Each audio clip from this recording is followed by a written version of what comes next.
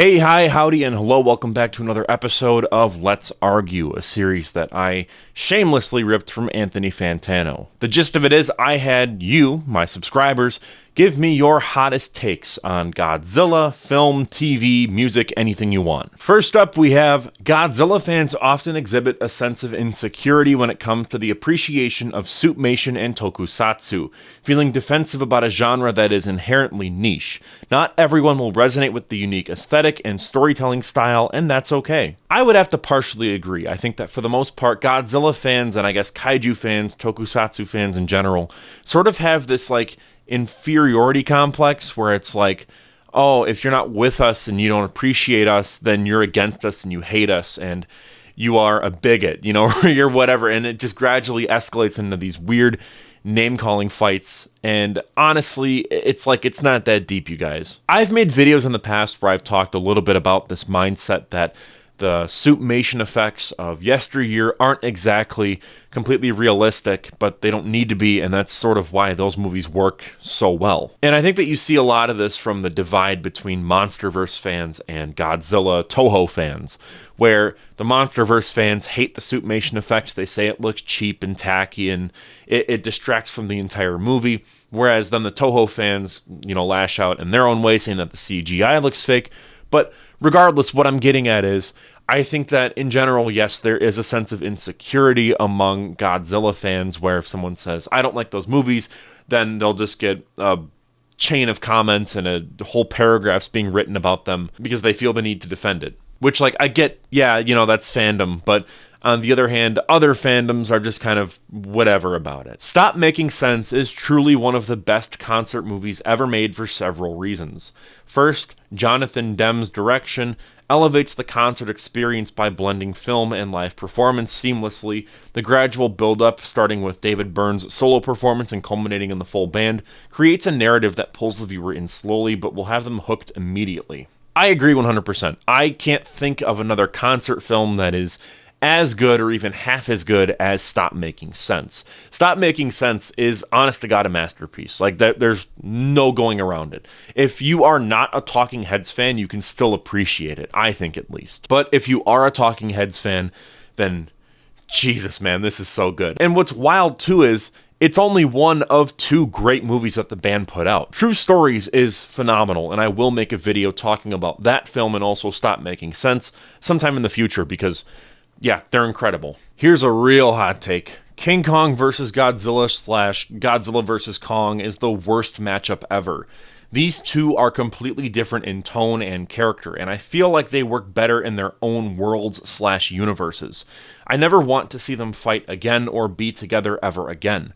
Plus, I'm tired of the arguments from both Godzilla and Kong fans. First off, those arguments are most likely between children, so I wouldn't really pay much attention to that. If you are arguing whether or not Giant Monster is better than other Giant Monster, then dude, get off the playground, recess is over. I personally, though, looking at the rest of this, don't really have a problem with Godzilla and Kong teaming up or fighting each other. I think that there's a reason why they duke it out so much, and it's because Kong is essentially the American Godzilla, and Godzilla is like the Japanese King Kong. They complement each other so well. Abaddon was a disappointing kaiju. Aside from his body looking like a skull, his design is unremarkable and even goofy looking. And having watched a playthrough of Survival Instinct, despite what the marketing made it out to be, he's just a filler kaiju to be beaten up and forgotten. I think Abaddon is pretty cool. I like the general design, and I think that in the game, because I have played this on stream, and I hope to finish it soon, by the way. In the gameplay, it is pretty interesting with that spider level, how you have to kind of go through the webbing and, use crates to break the webbing since the webbing is as strong as concrete. That stuff is really, really cool.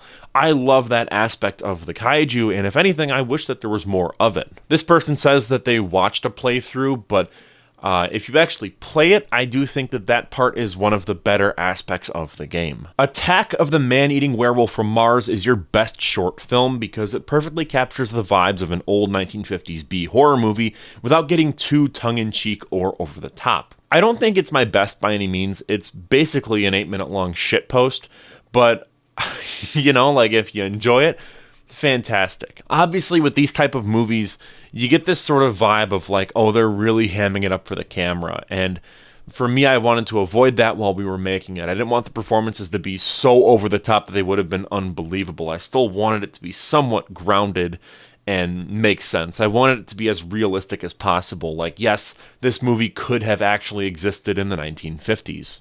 I know that there are some other 1950s spoof movies that take it way too far to the point of it's just being distracting and not funny. So I wanted to play everything straight. I wanted the characters in that movie to basically seem like they were real actors playing these characters the best that they possibly could. Lost in the Suburbs is your worst short film because it was too visually ugly and did not make much sense. Missed potential, in my opinion. I partially agree. I do think that Lost in the Suburbs is like the lower tier of stuff that I've made. It's the worst film that I made in 2023. And a lot of that has to do with the technical limitations that we had. The camera that I was using was pretty much on its last legs. The lens was just completely dirty. I had no clue how to actually clean it, and that's why it has this sort of like dingy look to it. Even then, the color grading is not good whatsoever. It's way too washed out, and it's hard to even see what's going on half the time. I do think, though, that the twist is the best part, and I have to disagree with you. I think that it does kind of make sense. Maybe not. I don't know. But I will defend the rat scientist. I think that is one of the funniest twists that I've ever done in one of my movies, so I'll defend that part.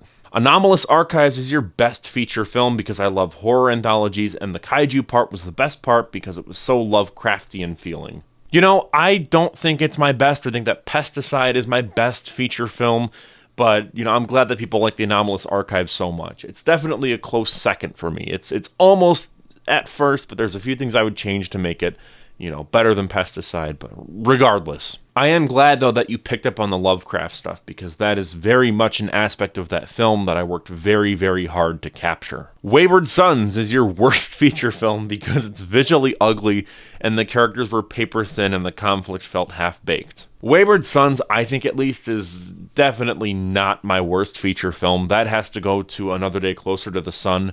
That whole movie is nothing but just me as a character that's hardly any different than me myself, just walking around the woods for a good 20 minutes to pad out the runtime. It's a horrible feature film that works a lot better as a short film, a 12-minute short film. Wayward Sons is fine. Like, I'm kind of indifferent about it. Financially, it was a big bomb. Like, it performed way worse than I thought it would, and we're still in the red on that project. However, that doesn't really take away from the quality and the 3 years of hard work that it took to get that movie made. Hot take, Godzilla is a woman. End of discussion. What?